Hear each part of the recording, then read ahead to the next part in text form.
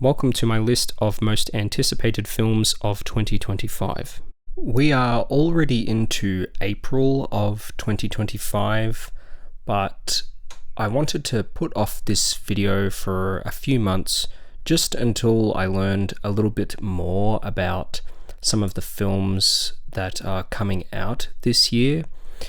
As usual, there will definitely be films that kind of materialize throughout the year that I don't really know about at the moment. So this is the kind of list that will change probably from month to month.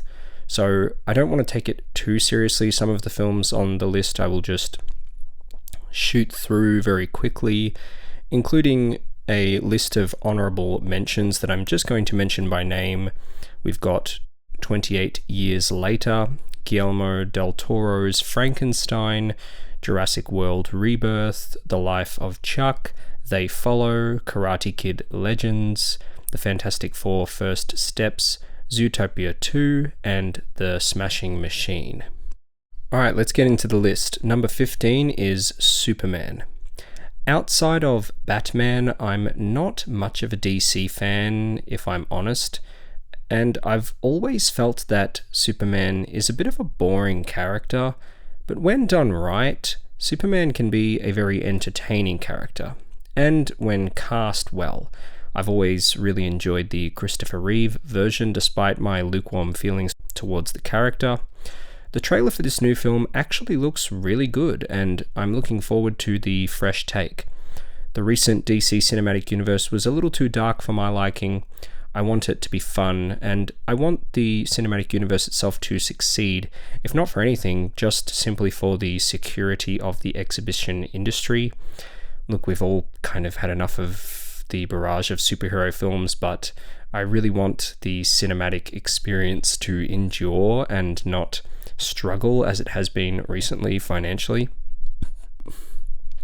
James Gunn is a fun filmmaker, and while I am unsure if his style will work for DC, as much as it does for Marvel, for example, I am open to seeing where they go with this. Number 14 is Alio. Who doesn't love Pixar? You may argue that their recent output doesn't match the classics of their heyday, and you'd be right, but I thought Inside Out 2 was fairly solid, and I actually really quite liked Elemental and Turning Red, for example. Look, even when Pixar is not amazing, it's still pretty good, and even though they make a lot of sequels these days, they still make interesting original films for kids and the whole family. So I champion that. This one being a science fiction film has me interested as that's one of my favorite genres of film. The film stars Zoe Saldana. Number 13 is Warfare. I loved Civil War, so A24's new film, Warfare, has me interested. I don't know if it will be good, but it has a solid cast and will be written and directed once again by Alex Garland, so I'm keen for that. I don't really have as much to say about this one as the rest of the films on my list. It's a war film. A few of them are some of the greatest films ever made, and the rest are kind of samey, so I'm just going to wait and see with this one, but it could be really good. Number 12 is Materialists. I loved Past Lives, and so I am definitely going to see Celine Song's next film, which will also be distributed by A24. Can you tell that I like A24? This is not going to be the last A24 film on the list. This is a romantic comedy, which is a genre that I have great affection for, and I always champion getting it back on the big screen and out of streaming hell. It stars Dakota Johnson, Chris Evans, and Pedro Pascal, and the trailer for this looks really delightful. Number 11 is Marty Supreme. I admittedly know next to nothing about this film, but it is another A24 film, so even if it isn't great, it will be interesting. I know that the A24 style has become a bit of a meme in some ways, but they are still unironically the light in the darkness when it comes to film studios these days.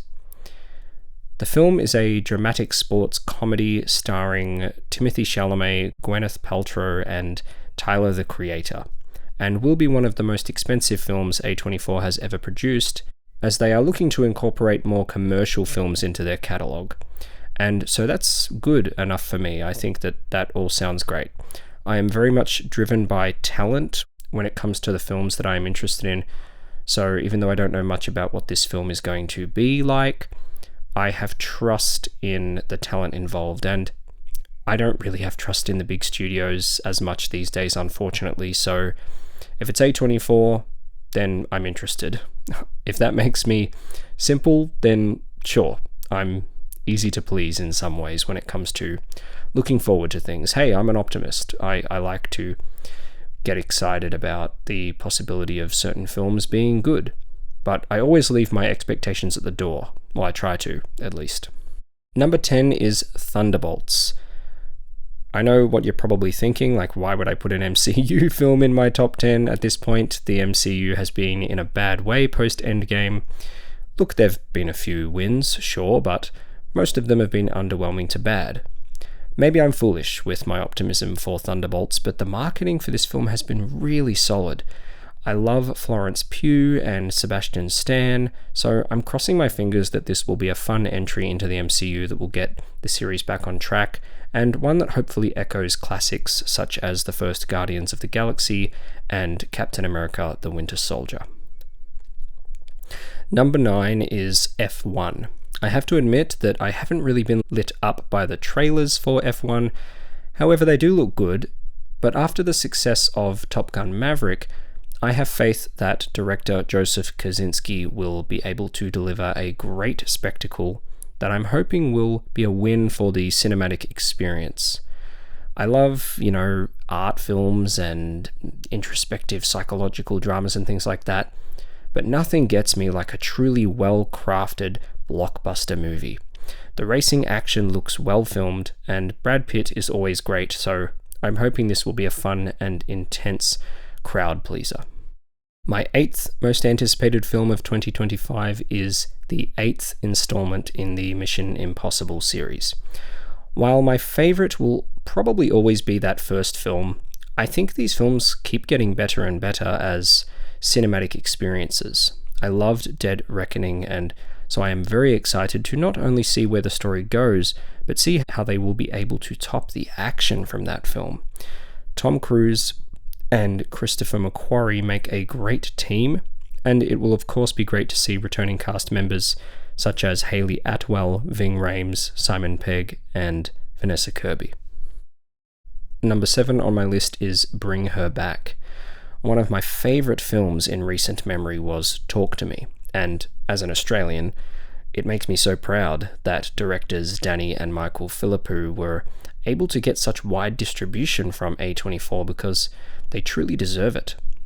Their upcoming film is Bring Her Back, and the trailers have looked truly unsettling. We don't know much about the story, but I want to go in knowing as little as possible. The trailers have been enough for me. It looks creepy as hell. I have high hopes for this, and I hope it delivers. The film stars Sally Hawkins. Number 6 on my list is Wake Up, Dead Man. I am a big fan of Knives Out and Glass Onion, so I am very excited to see the third part in Rian Johnson's Whodunit series starring Daniel Craig as Private Detective Benoit Blanc. Wake Up, Dead Man will also star a laundry list of fantastic talent in Josh O'Connor, Glenn Close, Josh Brolin, Mila Kunis, Jeremy Renner, Andrew Scott, Kaylee Spaney, and Thomas Hayden Church, continuing the trend of an all-star cast in this series. This is just a really fun series, and it's very well made. Let's hope that Netflix gives this one a proper theatrical release. Number 5 on my list is Eddington. My excitement for most of the films in my top 10 are solely based on the auteur directors that are helming them. Eddington is an upcoming Western black comedy from Ari Aster. Even though this is a black comedy, I'm expecting to be traumatized because this is Ari Aster. Hereditary, Midsummer, and Beau is Afraid are all very effective works, and I'm sure that this will be too. It stars Joaquin Phoenix, Pedro Pascal, Emma Stone, and Austin Butler. All great actors. Not much is known of the film, but all I need to know is that this is being written and directed by Ari Aster. I'm sold already. Number 4 on my list is After the Hunt. Luca Guadagnino is one of my favourite working directors, and he is on a roll of late. Challenges was great, and while I didn't love Queer, it was a very interesting movie that is worth watching. His newest film will star some of my favourite actors in Julia Roberts, Ayo Edebiri, Andrew Garfield, and Chloe Sevigny. So I am very excited about this cast. Not much is known about the film, but the premise is that a college professor is forced to grapple with her own secretive past after one of her colleagues is faced with a serious accusation. This sounds ripe for drama, and I'm sure that the film will be weird and thought-provoking in a rich way. Even if you don't vibe with Guadagnino's work, there is always something to admire, so I am keen for this. Number 3 is One Battle After Another. Paul Thomas Anderson has been granted $140 million for his newest film, which will star Leonardo DiCaprio, Sean Penn, and Benicio del Toro. In the current cinematic landscape, an original film for adults being granted a budget like that is a true gift, so it will be important to go out and support this one. I'm hoping that DiCaprio's name alone will drive a lot of people to the cinema because he doesn't really make films super often, but whenever he does, they're always at least good. The trailer has already been released for this film and it looks awesome. DiCaprio looks to be funny as hell, and there are so many striking shots in the trailer. The cinematography looks great. Not much is known about the story, but I'm in on vibes alone. I am a big Haim fan, and I loved Alana Haim in Licorice Pizza, so it will be great to see her in this, as well as Chase Infinity, who was great in Apple TV's Presumed Innocent. The premise, as we know it, is that a group of ex-revolutionaries reunite to rescue one of their own's daughter when their evil enemy resurfaces after 16 years. Number 2 is Begonia. I am a big Yorgo Lanthimos fan. He has been on a great streak recently. I loved The Favourite and Poor Things, and I am quite the defender of Kinds of Kindness. Not much is known about his new film, but the synopsis says that 2 conspiracy-obsessed young men kidnap the high-powered CEO of a major company, convinced that she is an alien intent on destroying planet Earth. This is a suitably weird and funny concept that I'm sure will make for a great film. Once again, it stars Emma Stone and Jesse Plemons, who are both amazing, with Stone playing the CEO.